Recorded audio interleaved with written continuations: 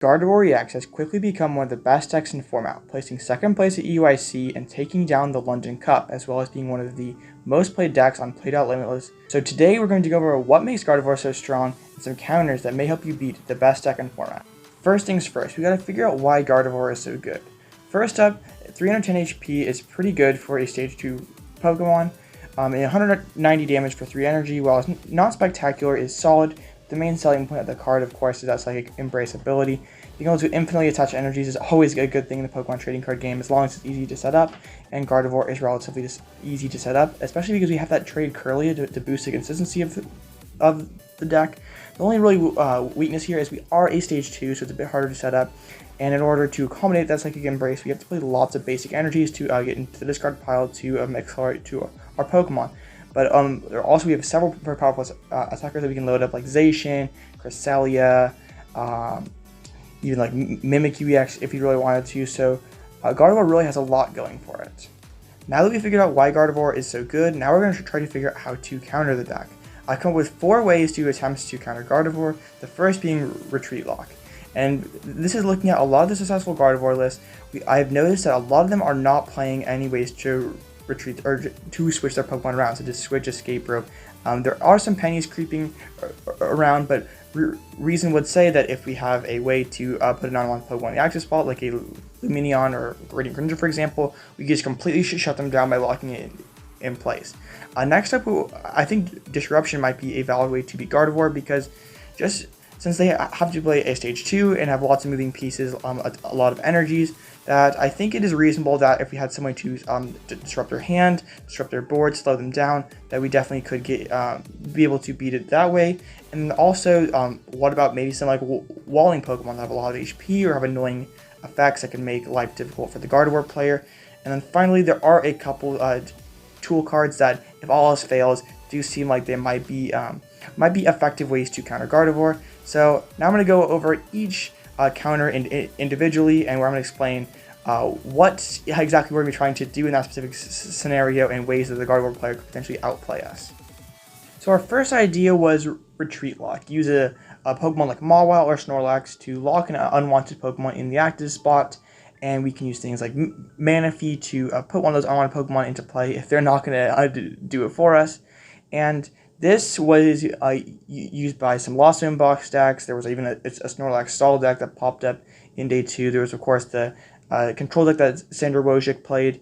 And this was like everyone's knee-jerk reaction on how to counter Gardevoir. They saw the Japanese list that did well, and this is the direction that they went.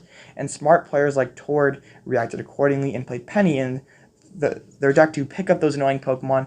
And this is why I am sort of pessimistic on this win condition moving forward, because a lot of people are going to net deck that list that Tord played, and it's not exactly the easiest combo to set up, where you have to use the Manaphy and then go into the Mawile.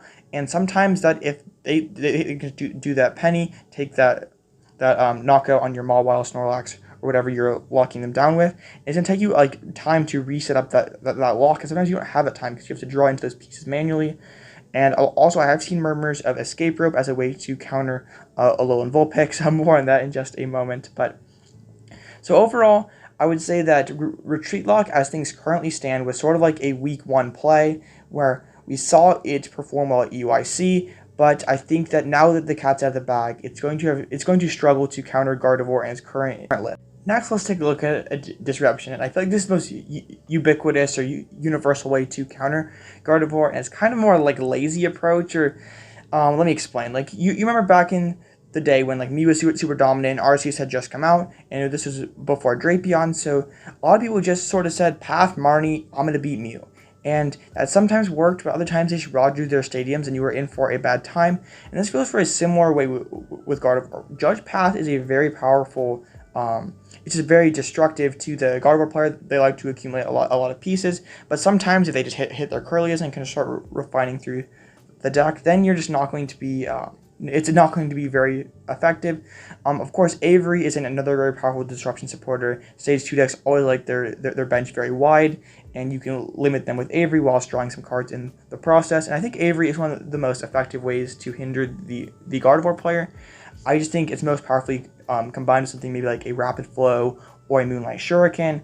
and just like or like a Star Chronos, just some way to take multiple prizes in one turn to really apply a ton of pressure to the Gardevoir player, like force him to keep Manaphy instead of a Ralts or Curlia, for example.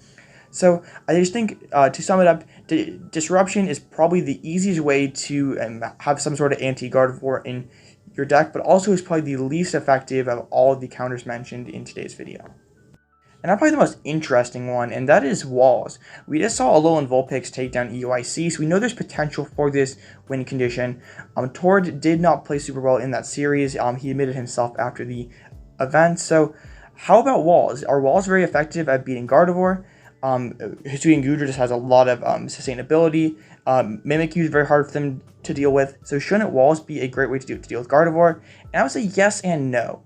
I think that Gardevoir has all the options to available to effectively deal with a lot of these annoyances. Like Mimikyu EX, I think could just go in place of Zacian in towards Gardevoir list, and it has a very similar purpose. It can hit just those big numbers just like Zacian can, but also has no ability to hit through Vulpix.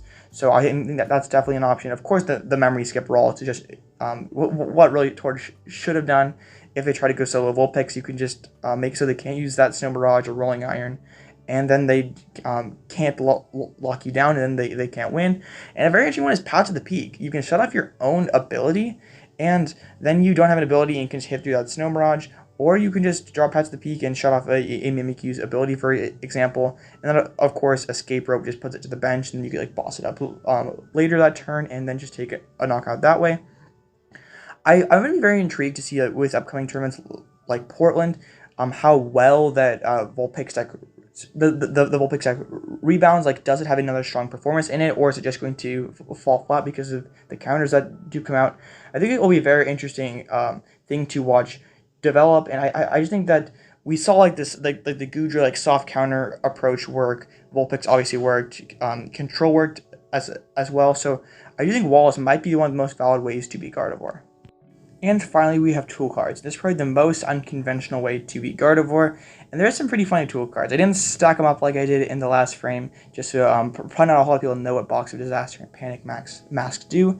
But Box of Disaster does, if the Pokemon V it's attached to has full HP and is knocked out, you can put 8 damage on the attacking Pokemon. So obviously, if they're putting a ton of energies on a Zacian, obviously putting a lot of damage on it, then we can just knock them out, and they can knock themselves out because of the Box of Disaster. And then Panic Mask. If they have 40 HP or remaining, we prevent all damage from their attacks, so pretty much in the same vein as Box of Disaster. And this just seems great on paper. I don't know where in practice this works. Like, there probably is some sort of deck where you could slap a Box of Disaster or Panic Mask and it completely shuts down Gardevoir, but I don't think like Panic Mask is super reliable, because if that's your main winning condition, they just pile just enough energies to like have 60 HP left, for example, and then you're not like doing anything. So in Box of Disaster, they can just like two-shot you, unless you're applying a ton of pressure on them. It's not really going to be super effective. Of course, if you found the right home for these cards, I feel like it could be very strong.